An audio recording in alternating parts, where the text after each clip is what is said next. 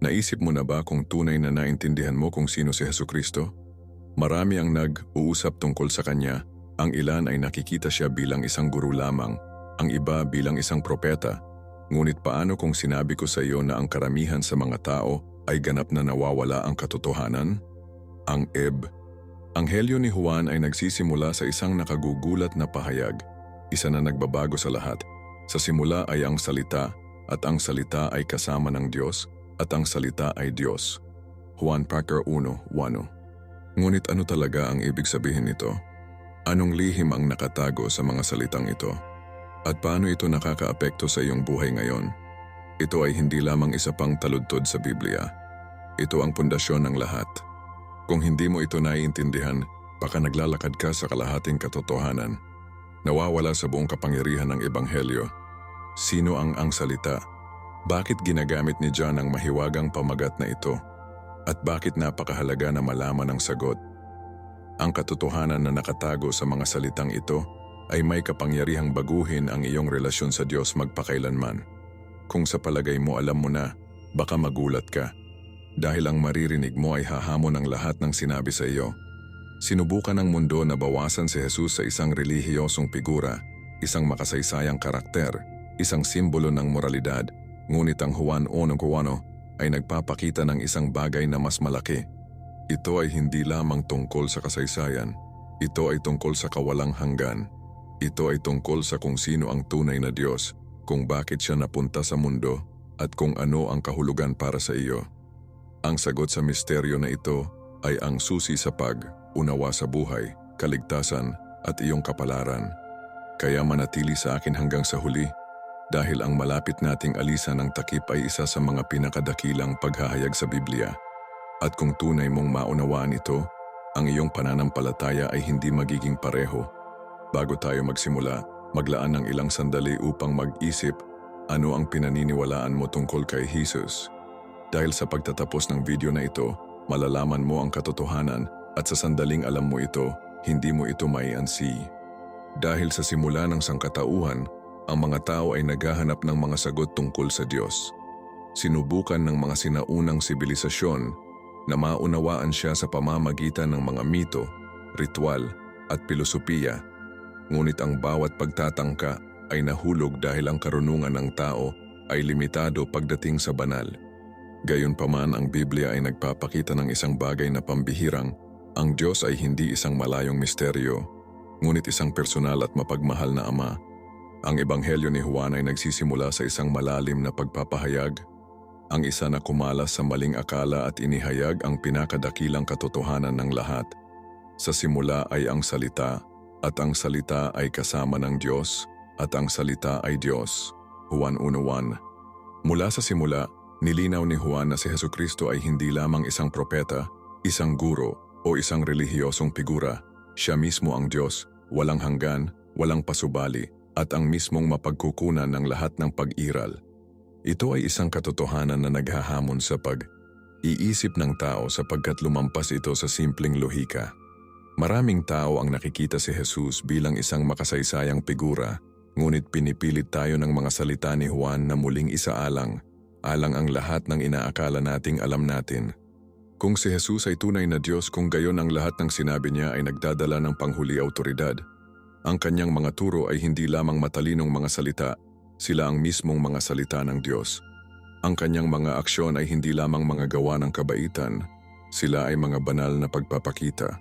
At ang pinakamahalaga, ang kanyang sakripisyo ay hindi lamang halimbawa ng pag-ibig, ito ang pagtubos ng sangkatauhan. Ang pag-unawa sa ito ay nagbabago ng lahat.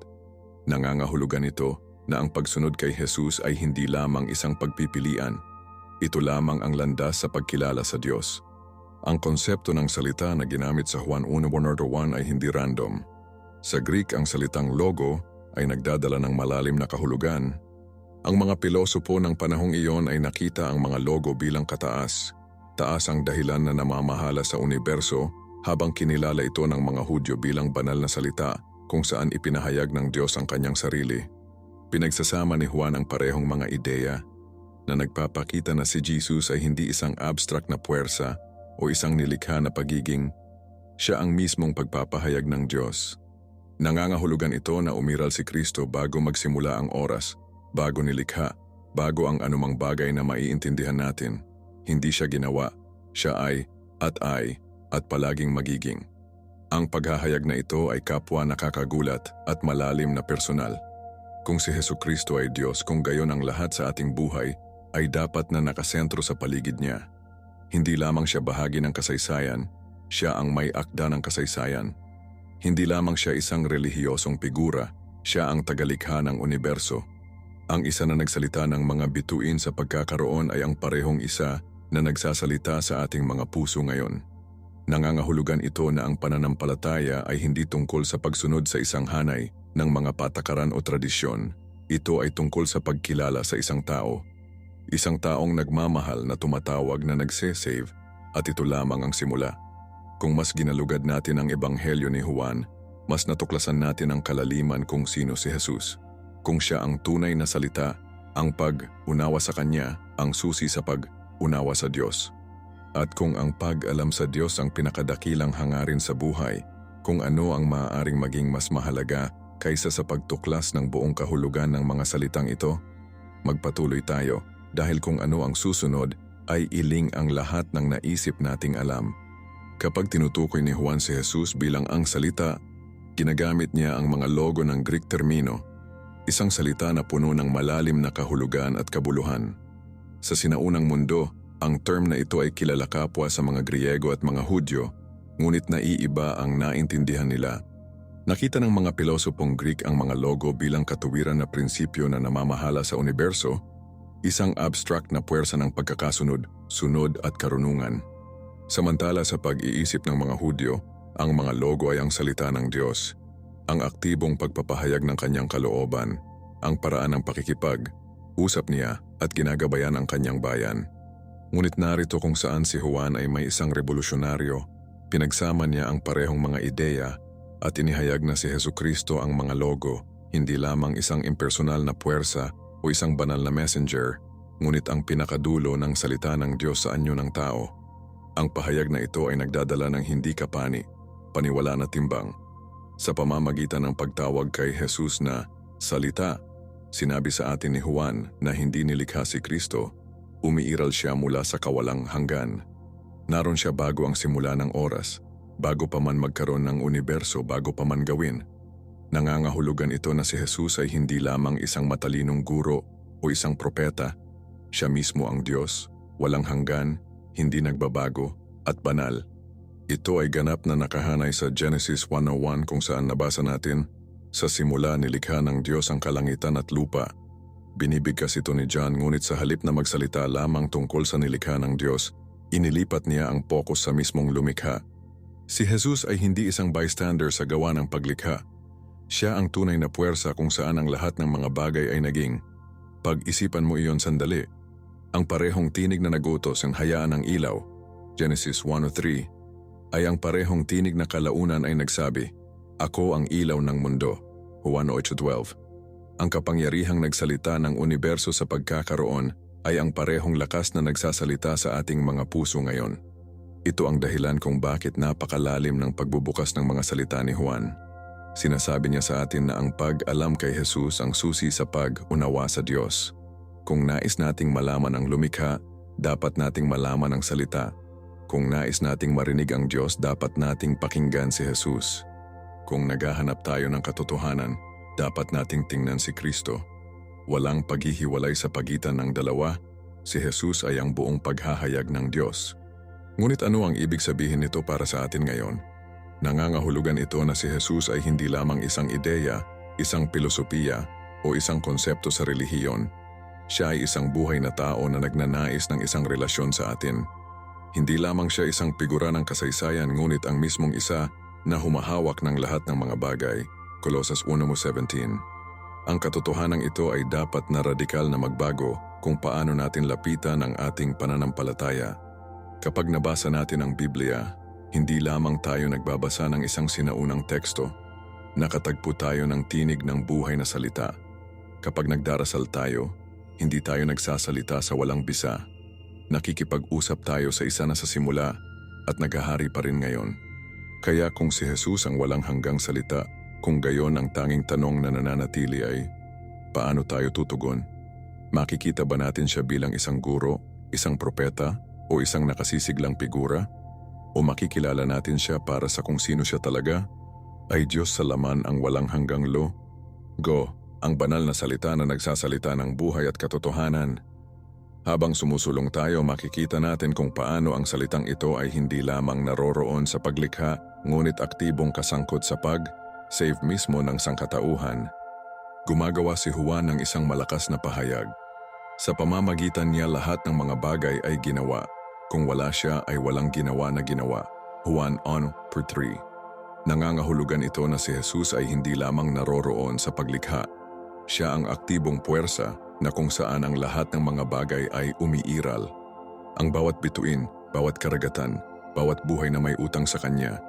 Ang mga kamay na humuhubog sa universo ay ang parehong mga kamay na kalaunan ay butas para sa mga kasalanan ng mundo.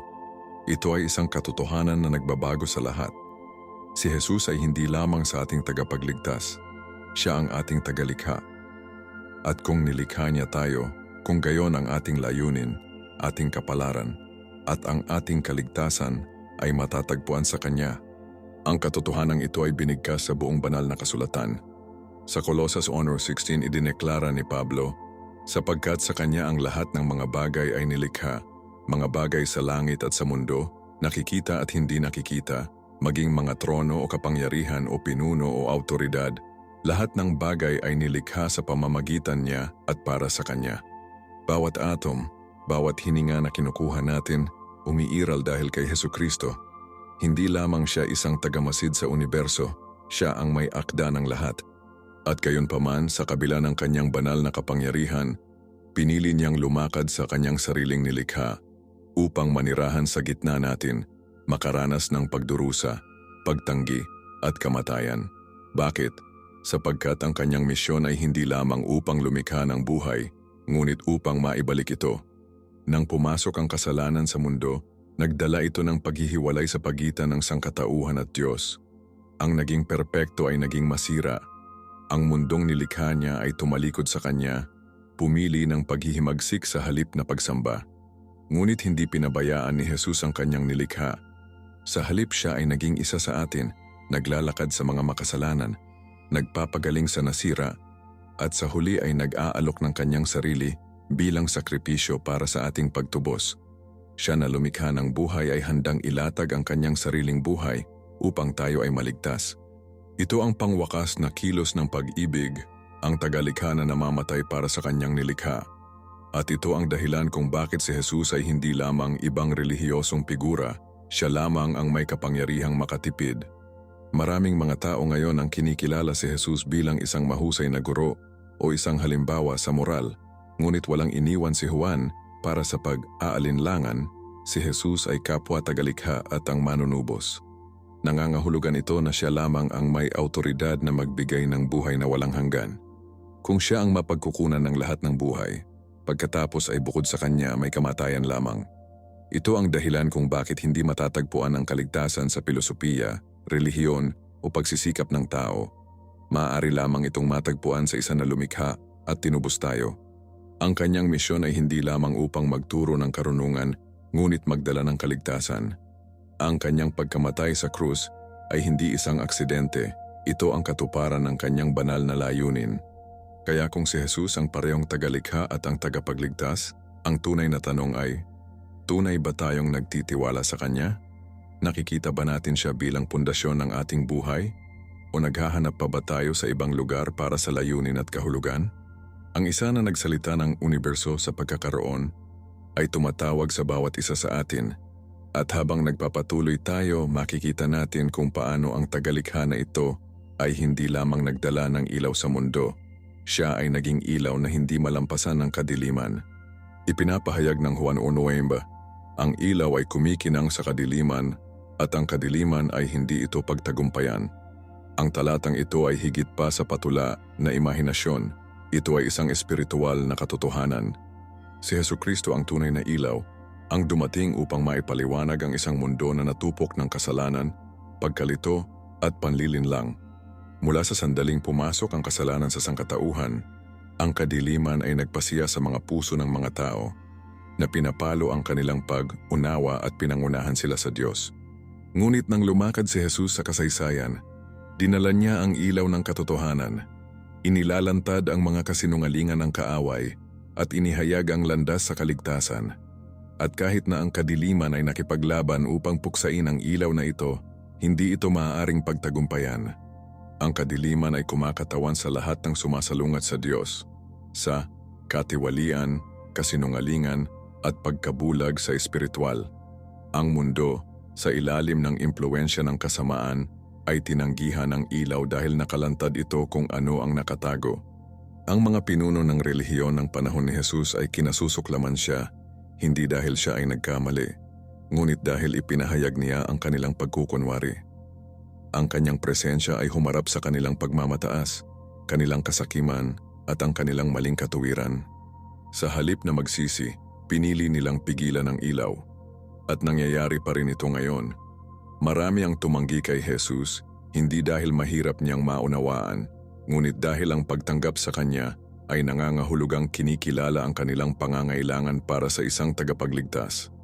Nangangahulugan ito ng pagsuko ng kontrol, pag-abandona sa kasalanan at pagtapak sa katotohanan. Ngunit narito ang mabuting balita, hindi mahalaga kung gaano kalakas ang kadiliman, hindi nito matatalo ang ilaw. Sa buong kasaysayan sinubukan ng mga pinuno na burahin ang Kristyanismo, sinubukan ng mga nag-aalinlangan na siraan si Jesus at sinubukan ng mga lipunan na palitan ng Diyos ng kanilang sariling mga ideolohiya. Gayunpaman, ang katotohanan ay nananatiling hindi natukoy. Ang pangalan ni Jesus ay ipinahayag pa rin, ang kanyang ebanghelyo ay nagbabago pa rin ng buhay, at ang kanyang presensya ay pinapalaya pa rin ang mga tao. Ang kaaway ay palaging sinubukan na patahimikin ang ilaw, ngunit siya ay nabigo sa bawat oras. Nang maipako si Jesus parang nanalo ang kadiliman. Nagalak ang mundo na iniisip na tinanggal niya ito.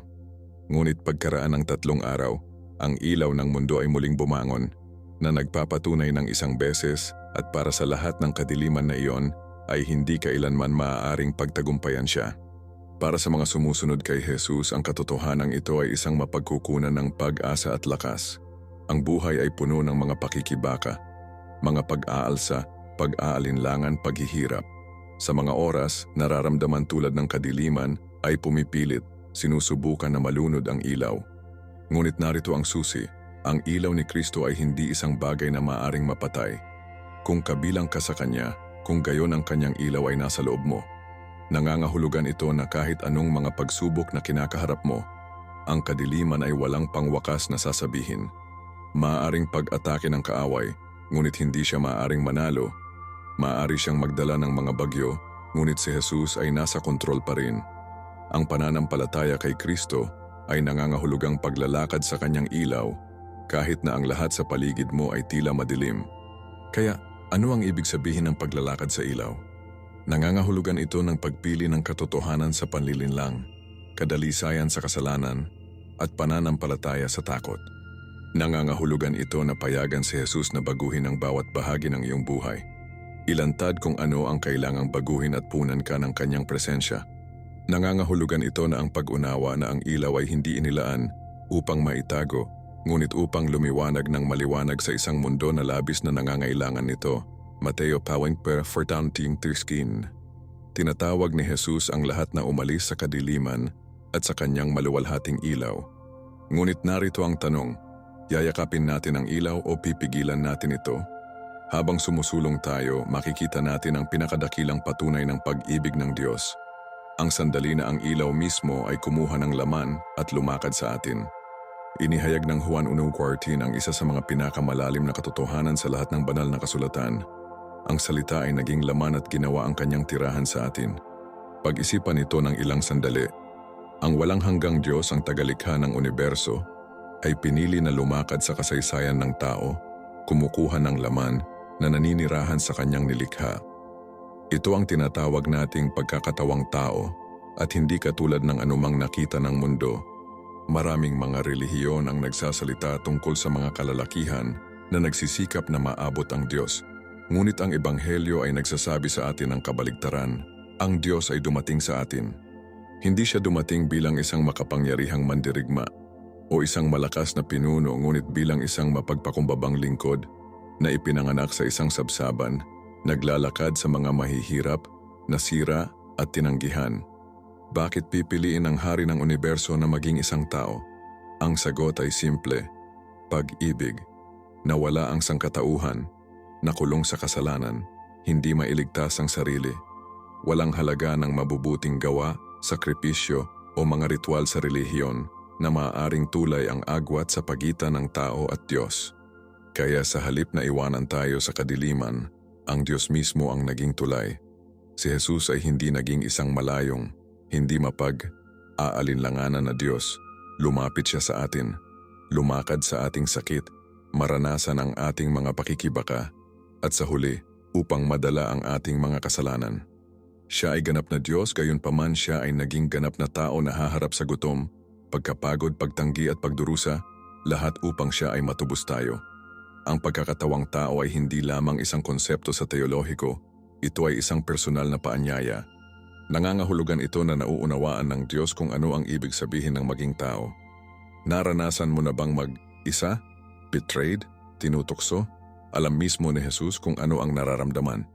Ang Hebreo 4:15 ay nagsasabi sa amin, sapagkat wala tayong isang mataas na pari na hindi makiramay sa ating mga kahinaan, ngunit mayroon tayong isa na tinukso sa lahat ng paraan, tulad natin, gayunpaman hindi siya nagkasala. Ito ang nagpapaiba kay Jesus sa bawat iba pang figura sa kasaysayan. Hindi lamang siya isang guro o isang propeta, ngunit isang tagapagligtas na nakatira sa atin, ay nagdusa para sa atin at naganap para sa atin. At gayunpaman maraming tao pa rin ang nagpupumilit na maunawaan ang katotohanan ito. Ang ilan ay nagtanong, kung si Jesus ay tunay na Diyos, bakit hindi siya pumasok sa kapangyarihan may mga hukbo at mga anghel?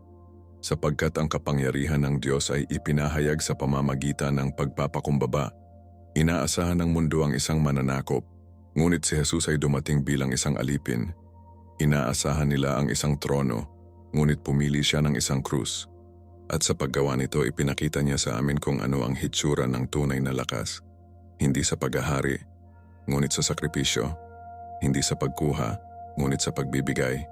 Ito ang dahilan kung bakit sinabi ng Filipos 2:7-8, ginawa niya ang kanyang sarili sa pamamagitan ng pagkuha ng mismong kalikasan ng isang lingkod. Pinakumbaba niya ang kanyang sarili sa pamamagitan ng pagiging masunurin sa kamatayan, kahit na kamatayan sa isang krus. Kaya, ano ang ibig sabihin ng pagkakatawang tao para sa atin ngayon? Nangangahulugan ito na ang Diyos ay hindi malayo. Hindi siya malayo, pinapanood tayo mula sa langit, hindi interesado sa ating mga pakikibaka. Malapit na siya ay naroroon. Siya si Emmanuel, God with us. Mateo 1:23. Ang katotohanan na ito ay nagbabago sa lahat. Nangangahulugan ito na kapag nagdarasal ka, hindi ka nagsasalita sa isang malayong puwersa, ngunit sa isang Diyos na nakakaintindi kung sino ang nakikinig at nagmamalasakit. At higit sa lahat, nangangahulugan ito na si Jesus ay hindi lamang upang manirahan sa gitna natin, ngunit upang ipakita sa atin ang daan patungo sa Ama. At habang nagpapatuloy tayo, makikita natin kung paano siya hindi lamang isang landas sa marami, siya lamang ang paraan. Ginawa ni Jesus ang isa sa pinakamatapang at pinakakontrobersyal na mga pahayag sa lahat ng kasaysayan nang ipinahayag niya, "Ako ang daan, ang katotohanan at buhay. Walang lumapit sa Ama maliban sa pamamagitan ko." Juan 6. Ito ay hindi lamang isang paghahabol. Ito ay isang ganap na katotohanan.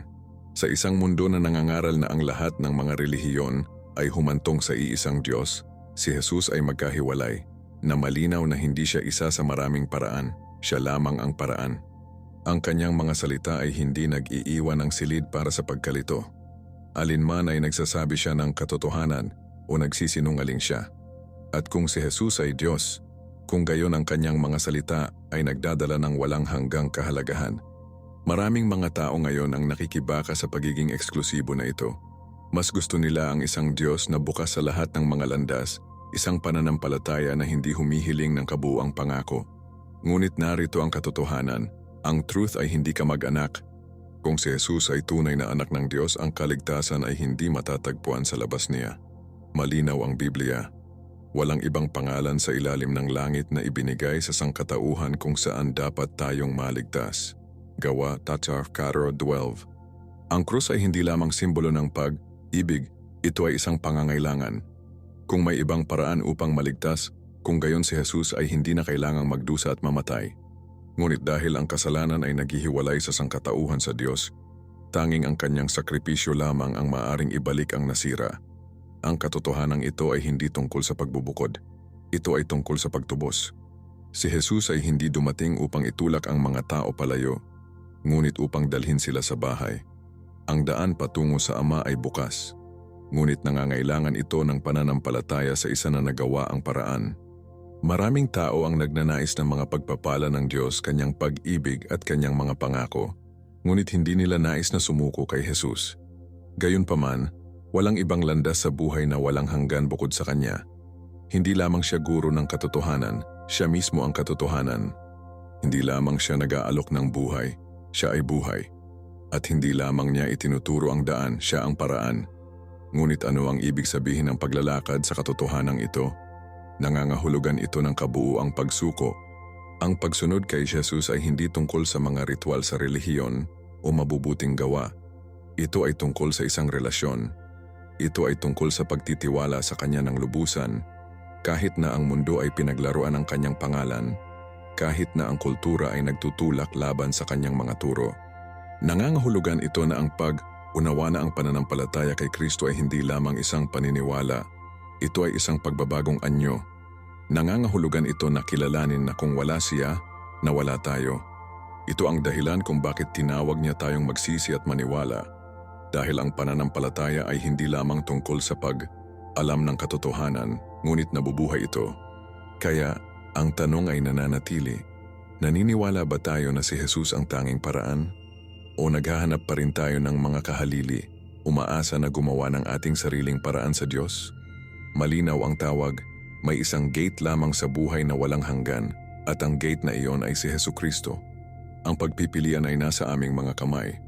At habang nagpapatuloy tayo, makikita natin kung gaano kalayo ang handang pumunta ni Jesus upang ma-secure ang ating kaligtasan, ang pangwakas na sakripisyo na nagbago sa lahat. Sa gitna ng ebanghelyo ay nakatayo ang krus, ang pangwakas na pagpapakita ng pag-ibig, katarungan at pagtubos. Si Jesucristo ay hindi dumating upang magtatag ng isang pampulitikang kaharian o upang makakuha ng makapangyarihang kapangyarihan. Dumating siya upang mamatay. Mula sa sandali ng kanyang kapanganakan, ang kanyang kapalaran ay itinakda. Siya ang kordero ng Diyos, ipinadala upang alisin ang mga kasalanan ng mundo. Juan 1:29. Ang bawat hula, bawat himala, bawat pagtuturo ay humantong sa isang pagtukoy ng sandali na ito. Ang taas ang sakripisyo. Ang anak ng Diyos binugbog, pinaglaruan, ipinako sa isang krus, dala ang bigat ng kasalanan sa mundo. Gayunpaman kahit na sa kanyang pagdurusa, siya ay nagtagumpay. Sa kanyang huling hininga, ipinahayag niya, natapos na, Juan 19:30, hindi isang sigaw ng pagkatalo, ngunit isang pagpapahayag ng tagumpay. Ang presyo para sa kasalanan ay nabayaran ng buo. Maraming tao ang nagpupumilit na maunawaan kung bakit kinakailangan ng krus. Hindi ba mapapatawad ang Diyos nang hindi hinihiling ang isang malupit na kamatayan? Ngunit narito ang katotohanan, ang Diyos ay hindi lamang mapagmahal, siya lang. Ang kasalanan ay paghihimagsik laban sa isang banal na Diyos at hinihiling ng hustisya ang isang presyo. Sa lumang tipan, ang mga sakripisyo ay kinakailangan na magbayad ng kasalanan. Ngunit pansamantala lamang sila, hindi maalis ang pagkakasala ng lubusan. Si Jesus ang pangwakas na sakripisyo, ang perpekto, walang bahid na kordero na naganap. Ang kanyang kamatayan ay nasiyahan ng hustisya ng Diyos habang ipinapakita ang kanyang awa. Sa pamamagitan ng krus, ang pag-ibig at kabanalan ng Diyos ay nakatagpo ng perpektong pagkakaisa na nag-aalok ng kaligtasan sa lahat ng naniniwala. Ngunit ang kwento ay hindi nagtatapos sa krus. Pagkaraan ng 3 araw, walang laman ang libingan. Ang pagkabuhay na mag-uli ay ang pangwakas na tagumpay. Ang hindi maikakaila na patunay na si Jesus ay hindi lamang isang guro o propeta. Siya ay Diyos sa laman, ang mananakop ng kamatayan mismo. Walang ibang pinuno ng relihiyon ang natalo sa libingan, ngunit ginawa ni Jesus. Ang kamatayan ay napalunok sa tagumpay. Pure mga taga-Korinto 15:5. Ang kanyang muling pagkabuhay ay ang ating garantiya na ang kasalanan at kamatayan ay walang pangwakas na salita. Para sa mga kabilang kay Kristo, ang krus ay hindi isang simbolo ng kalungkutan. Ito ay simbolo ng tagumpay. Binago nito ang lahat. Nangangahulugan ito na ang kasalanan ay wala ng kapangyarihan sa mga naniniwala. Nangangahulugan ito na natalo ang kaaway at ang buhay na walang hanggan ay ligtas. Nangangahulugan ito na anuman ang sinubukan ng kadiliman na salakayin tayo, nanalo na si Kristo. Ang tagumpay ay hindi isang bagay na dapat nating kikitain. Ito ay isang bagay na natatanggap natin sa pamamagitan ng pananampalataya. Ito ang dahilan kung bakit matapang na inihayag ni Paul. Sa lahat ng mga bagay na ito, higit pa tayo sa mga mananakop sa pamamagitan niya na nagmamahal sa atin. Roma 8:37. Nanalo na ang labanan. Kailangan lang nating maglakad sa tagumpay na ibinigay sa atin ni Jesus. Ngunit narito ang tanong, ano ang gagawin natin sa tagumpay na ito? Mabubuhay ba tayo sa kapangyarihan ng pagkabuhay na uli, o mananatili tayong nakulong sa kasalanan at pagdududa? Hindi tiniis ni Jesus ang krus para mabuhay tayo sa takot. Tinawag niya tayong lumakad sa pananampalataya, yakap, inang kalayaan na binili niya at ipahayag ang kanyang tagumpay sa mundo. At habang sumusulong tayo, naabot namin ang pangwakas at pinakamahalagang sandali, ang aming tugon. Tatanggapin ba natin ang kanyang sakripisyo o tatanggihan natin ito? Sa sandaling ito, ang pinakamahalagang tanong ng iyong buhay ay nakatayo sa harap mo. Ano ang gagawin mo kay Jesus? Hindi lamang siya isang makasaysayang figura. Hindi lamang isang mahusay na guro, hindi lamang isang pinuno ng relihiyon. Siya ang salitang ginawang laman, ang ilaw ng mundo, ang tanging paraan sa Ama, ang tagapagligtas na sumakop sa kamatayan. Ngunit ang pag-alam ng katotohanan na ito ay hindi sapat. Ang desisyon ay personal. Ang ebanghelyo ay humihingi ng tugon. Alinman tatanggapin natin si Kristo bilang Panginoon at tagapagligtas o tinanggihan natin siya at mananatili sa kadiliman. Walang gitnang lupa. Maraming tao ang nag-aalangan kapag nahaharap sa pagpili na ito. Sinabi nila sa kanilang sarili na mayroon silang mas maraming oras, na maaari silang magpasya sa ibang pagkakataon na ang pagsunod kay Jesus ay napakahirap. Ngunit narito ang katotohanan, ang paanyaya ay hindi magiging bukas magpakailanman. Nagbabala mismo si Jesus, Masdan, nakatayo ako sa pintuan at kumatok.